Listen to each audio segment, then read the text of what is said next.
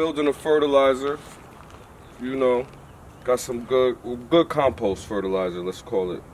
Got some leaves and old, we like to rake our leaves in a pile in the back, and different every season, every year. So I went and got the dirt up under there that's decomposing.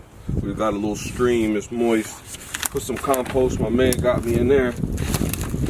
I just don't want to leave the compost on top without no, you know, cover to eat it from the top also. So I'm gonna go and grab one of these bags I bought. It's the here it is, I think.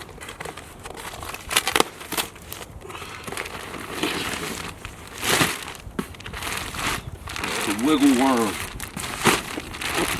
Soil Builder Worm Egg Material Raised Bed Mix Pure Worm Castings Organic Fertilizer. So I'm gonna put a little of that on top. Nice. So I just don't like the top bare, even though it'll break down naturally. Throw that on top. You know, you just put a little, it seems moist. A little on top. Generate them worm castings eating and stuff. Give them the nutrients they need. Only gonna use a little. It's heavy, can't move this. I went through that. Oh yeah, your compost, stay where your compost at. I had it, dragged it down the hill, put too much in. Had to drag it back up, so it's staying there. Too heavy. You got to scoop it. That's the wiggle worm in there. So I can eat that up, hopefully, right? We've seen the before, now we got the after. What's on the bottom of there? All that tomato and celery, right? Yep. So it's just gonna eat it up over the next couple months. Yep, good nice. Nice work. I got that the mud from under the stream and the leaves. We put our leaves to the side every year, so yep. That's years of nutrients and compost, natural compost that you mix with that. Everything gonna eat and get together. Not saying this is not natural. Obviously, we just read the pure organic, so how that makes sense. But yeah, we like the ocean. On the lower level, you do the ocean breeze.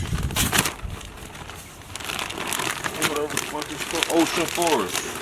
It's that Fox Farm shit. They call that hot soil. That's hot soil right there. Be careful with that. That's hot. Ooh. You know what I mean? Put that at the bottom. You know what I mean? You let the bottom get that where it's going to be moist. I like that. Yeah, put that at the bottom, because at the top, it's a little too much for it. You gotta let it work. Let the roots reach down to it. Then when the roots finally get to that, see, it's gonna be levels to the shit, literally. So when I build my pots, the levels are gonna be. I also got a grow box, so this is gonna be mainly for the bottom of the grow box where the water is. This is ocean, so it's gonna grab a lot of that water and what they call wick it up to the top. So it's gonna water from the bottom, really, and I don't have to mess with it. Like all these top pots, 25 gallons, I'm gonna have to water myself, but there's other ones, you just fill it up and let the roots come down to the system. These the real Fox Farms. These the ones we love, the frog, right? With the frog on it, what's that called? Happy Frog. Yeah, that's that one. This is the grow box. The grow box is like a hydro type idea, so the water will collect in the middle.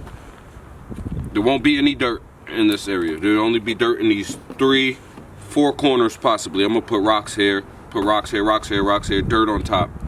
You know, pack it in, because the dirt wicks it up. It sucks up the water. That's what wicking is. Sucks up the water so it waters from the bottom. I'm gonna use the ocean forest because that's closer to ocean. You know, get it closer to water and moist content. So you put that on. So now the rocks will be here, the rocks will be here, the rocks will be here, some rocks will be there, dirt will be here. This is where you water from. You don't have to water the top, it actually comes with a net to cover the top. You cover it. This is called the mulch covering. I'll probably put real mulch because I got other plants coming out of here and I don't want to cut through the, you got to cut it first and then let your plant come through unless you catch it early. I'll probably just mulch it with some of them leaves, some of that compost, some sticks maybe, but So now, you pack your corners. Don't fill the middle, because that's where the reservoir is going to be for your hydro, or however they call it. We just do it. You put the dirt on top. Boom, boom, boom, boom, boom, boom. Dirt. I'm going to do ocean forest first. Pack the corners with rocks, ocean forest in the corners, ocean forest first. Then I'm going to do a mixture of the dirt, compost, the New York dirt, the compost I just made, and, well, some of it, not all of it. It still needs some time, like I said. And the Fox Farms we opening soon. So you pile that on, boom, the ocean forest down, rocks, ocean forest, probably a layer like this. Then that mixture of everything I said, probably up to here. Then some of that wiggle worm. Put some leaves, some debris, some sticks, some more wiggle worm, some more of the compost now. And they said you could mound this. So, you know, with beds, grow pots, beds, shit sinks. It sinks when you wet it. Things sink. So you wanna, you can mound it on top, all the nutrients and different things. So this is a grow box. I'm gonna cut these in three, it's not quadrants because it's not 4, but 3 pieces. So my weed is gonna grow half the box. I'm thinking here to here. My weed will grow here. This third corner quadrant would be marigolds, and this quadrant here would be yarrow. These would be in quadrants, but these 2 quadrants would be a whole half, which would be my weed plant in the middle, basically. Can I ask a question? Are you not worried about the roots entangling I'm with not each worried other? about that. Because the roots grow through to the water. Remember that? Oh, also. yeah. Okay. Yes, yeah. they can entangle within the dirt. I'm not worried about that because it's natural competition. Your roots entangle with. I want my plants to be able to compete, grow well. Competition in the fact of when you're out in the wild, you compete every day. Like you're not just nurtured from pot and in intent with beautiful conditions all the time. You're gonna meet 40-degree weather that you gotta fight. You're gonna meet hot weather you're gonna have to fight off. You're gonna meet maybe sometimes 30, as long as it's not consistent and it averages out. So you can have a 30, 32, just say below freezing day, which could kill your plant crazily. But if the next day is 65, long as that next day, that whole week ain't 32 degrees, your plant is gonna thrive strong. So the yarrow is actually a companion plant to the bud, and the fact that the yarrow produces a lot of oils. It's a nice plant to produce oils. Also, deer don't like yarrow. Pest control, insect control. It got good insects, beneficial insects. Then you got the marigolds. We all know about marigolds. Marigolds help with drainage. So I'm gonna have the marigolds drain near where we water. Yarrow needs a lot of drainage. So my plants actually companion on each other.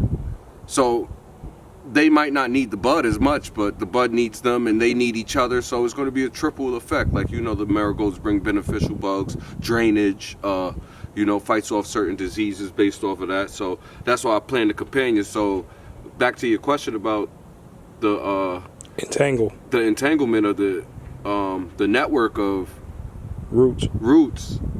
That's just like the nerves in your brain. Different nerves in your brain entangle to make you do different actions that have different thoughts, but somehow they're all entangled and connected and work well together. And that's what I'm trying to create, a small ecosystem, self-sufficient with this pipe. I don't have to water the top. Just see inside if there's water level, the water spills out, so you can't overwater. There's holes, so you won't be able to overwater. You probably can't see them. There's 2 on each side. I'll probably make some more, which we don't really even need because it'll drain out. So you can't overwater it from the bottom. And watering from the bottom is great because, like I said, you can't really overwater it. It only could accept so much. But the thing you got to worry about is the wicking. What are you going to use to wick? Remember, wicking is the ability to absorb water upwards. So I'm going to have rocks that's going to also provide minerals, nutrients maybe, and also not have it's so packed in the bottom and mixed in the water in here. I don't want mad dirt in here that how you gonna lift the whole thing out and clean it? You can't. So you wanna make good choices ahead of time. I have 2 of these. So like I said, These first 2 quadrants will be my bud in the middle, and I worried about the entanglement. That's why I gave the bud so much space. You could kind of not dictate, but kind of push the plant's roots towards where you want it to go. You know, by how when you repot it, you could split it in half and lay them both this way so they could grow a certain way. You not dictate it, but I want to say like you can help it grow to which way you want to grow. Now, the marigolds is going to go here. They're going to be the drainage because the yarrow needs drainage, and the marigolds help every other plant with the beneficial. So this is, like I said, I have 2 of these. I'm not sure if I'm growing 2 of the same buds, but I'm gonna grow the bud, the marigold and the yarrow. And then when I have another one of these, I don't know if I'm gonna grow the same bud, but it's the same setup of the triple. Now with the 25 gallons, so yeah, I'm gonna fill those. Those take like, that's what I was telling you, 1 bag, 1.5, 2 bags probably, because you want to mound it. With these, I'm gonna do 3 sisters again, but I have much more space to work with. So I have thyme probably growing here, chamomile, because thyme and chamomile need the same type of environment, works well together. You really, yeah. Bud here. They have the bud here. You know what I mean? Okay. So, and then there's another setup I have. That's I have it written down. You know, great plans are written down, and you're more likely to do them if you say them and you write them. Say it and write it. But what else I have? What others? I have rosemary and lavender. Then I'm gonna plant the bud there. That's another triplet I have. So that's 3 triplets I have, and then I have the fennel and sage. Fennel is not a good companion plant. It doesn't work well with any plants. People may say dill. Dill works well with fennel. It will grow, but dill has the ability to crossbreed with fennel, and I just don't want to make dill, fennel, anything. I just want to use them separately for their ability. So sage would be the best to go with fennel to keep it in check, but I'm not going to plant my bud there next to it. You know what I mean? It was a triple combination I had, but it'd be a test run if any, and you know, it's enough space though. It's enough space, but that fennel can get aggressive, you know, and fennel likes to put out, I believe, like toxins to hurt other plants. So you know, it's that competition we was talking about. And we'll be here to you know, document what you're doing. So everything you're saying now in the weeks ahead, we'll see. Yeah, I got different sources that tell me the frost date is let's call it mid-April. Other sources, they say May. Like I said, with that competition and the fighting for survival, I'm gonna put my plants out between that time, somewhere in between. You know, you can go with science, you could go against science, but science is a balance of ideas and genetics. Oh yeah. It's that happy frog we was talking about. It's that good. You mix this with your regular dirt from New York or wherever you from. It's the regular dirt we dug up. I talk about my cherry tree wrapped in a grapevine with mints growing from the bottom. I'll tell you that later. But you want to mix this with your New York dirt, with your compost, and that's going to be your middle dirt. Let's call it. That's your middle dirt. The dirt what is the nerves again? What's the nerves again? The roots. Yeah, the roots. That's going to be the first dirt your roots come in contact with and gather its nutrients from. And then I want it to touch the ocean, where it's going to be wet at, where it's mostly wet, where it could suck up some of that, you know, hydroponics. Because the roots are naturally supposed to grow through those holes in this. That's what I didn't fully explain. So that's why the dirt's up top, and I don't want the dirt mixing. The roots actually grow through these holes and touches the water and suck up its nutrients through that way. So once you water it through here, this comes with wheels. you know, your little cover. So the cover is like a mulch cover. They call it a mulch cover, even though you can make your own mulch. But I've seen online they work pretty good. So you would lay it over, probably scrunch it.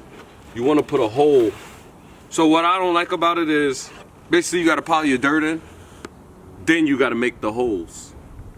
So you got to know, like I like leaves and sticks in my dirt. So like now I got to make the holes, whatever, got to get past the stick here. You got to make the holes big enough for the pots. The quadrant, I just can't measure right with this. And you don't want to have your plants there and then put over the plants. And then put over the plants, you know, because you might ruffle some leaves. Which you could do it anyway, you know what I mean? Everybody could do what they want. But they call this a mulch cover. The things I've seen online is that, you know, it creates that environment underneath. You don't got to water as much. Still allow water through, you know, but still resist some water. So you just water from the bottom with your tubing system. You have to cut a hole. I don't like about that. Looks like, you know, so cut that, water in, just let it work. You don't have to water this for, some people like to put a stopper in here so you can see the water levels in the pipeline. So, but you just pour water in, and when it spills out, you're done. And you leave that. And then you make your own mathematical, how often do you water it, during what season? You know, every week, every 2 weeks, how is the roots doing? You won't be able to see, you won't be able to get back in until you know. But I got a lot of perennials growing, so I'm starting with the perennials, come back next year type shit. I mean stuff, and then we'll work on things after that and just grow our garden year by year, season by season, day by day. What's the channel name? The grass is greener. It's the other side. So stay tuned. You know, be in contact. Signing off.